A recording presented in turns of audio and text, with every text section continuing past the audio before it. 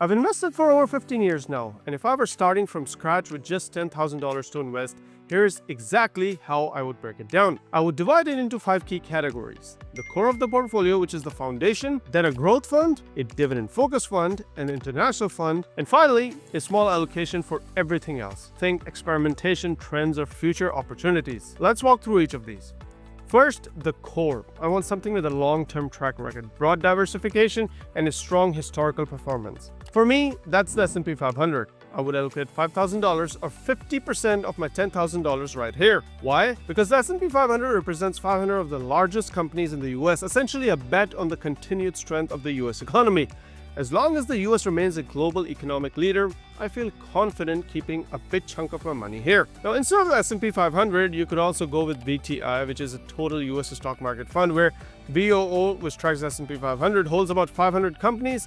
VTI holds closer to 4,000 companies, covering everything from large cap to mid-sized companies to small-sized companies. If you look at the charts, the performance of VOO and VTI is similar. VTI just adds a bit more diversification. Personally, I would go with VOO, but I would be just as comfortable if someone chose VTI instead. Now let's talk about the growth fund, the part of the portfolio designed to give you that extra boost in returns over the long run. Now, I don't want this portion to dominate my portfolio. I just want enough exposure to capture the upside when growth stocks take off, but not so much that my entire portfolio swings wildly with the overall market. So I would allocate $2,000 or 20% of my portfolio here. My go-to pick here is Vanguard's growth fund, which is VUG. It focuses on US large cap growth stocks. So you will see a lot of familiar names here, especially tech companies. There's definitely some overlap with the S&P 500, but VUG specifically targets companies that are growing faster than the broader market. Now, if you want something a little bit more aggressive, you've got a couple of options here.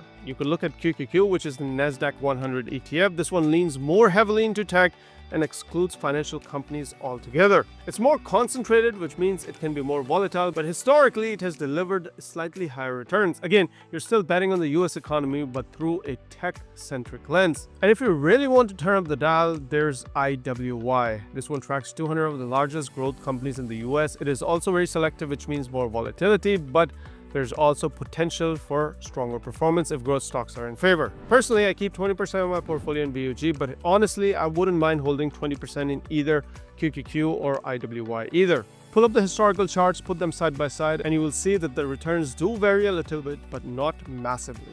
Next up, I would add a dividend-focused fund, but just a small slice. I would allocate $1,000 or 10% of my portfolio here.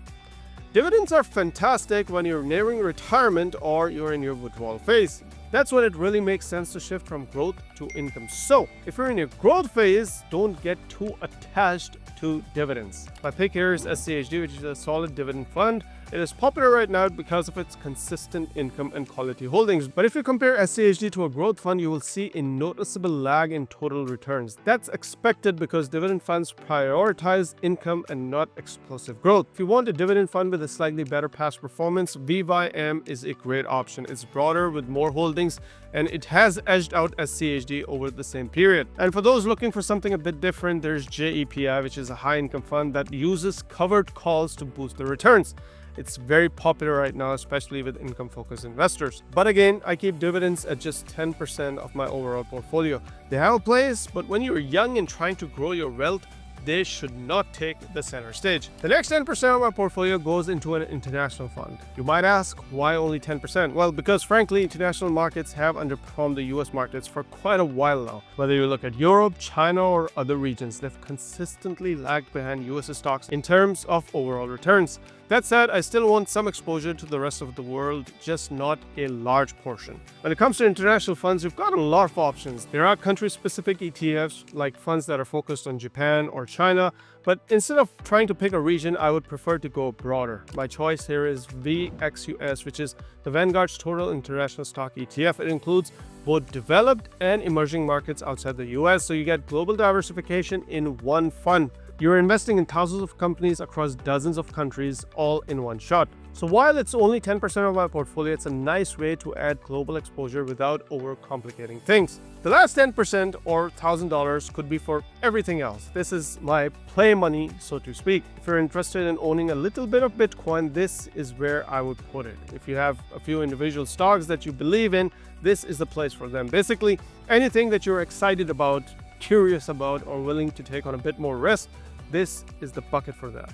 For me, this includes a mix of 6 to 7 individual stocks, a small allocation to Bitcoin, and even some physical metals like gold and silver. I do have some bonds as well. All of that combined still makes just 10% of my overall portfolio. This section gives me the freedom to explore and take on some aggressive positions without jeopardizing the stability of the core. Now, if you're just starting out, I would open a Roth IRA. This is the account that I would use to start investing. The thing about a Roth IRA is that withdrawals are tax-free. Also, many people don't realize this, but you can withdraw your contributions, not your earnings, just your contributions at any time without a penalty. So if you put $6,000 in and you need to take it out in case of an emergency, you can. This makes the Roth IRA more flexible than most retirement accounts.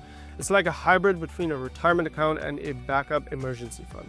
Now, real quickly, I want to briefly touch on asset allocation. It's an important concept that becomes more relevant as you get older and your portfolio grows. The portfolio I just walked through is great for someone who's in their 20s, 30s, and even in their 40s. But as you get closer to retirement, maybe you're in your 50s or even in your 60s, it is not a bad idea to start making adjustments. That's what asset allocation is all about, how you balance risk and reward as your financial goals and your timeline changes.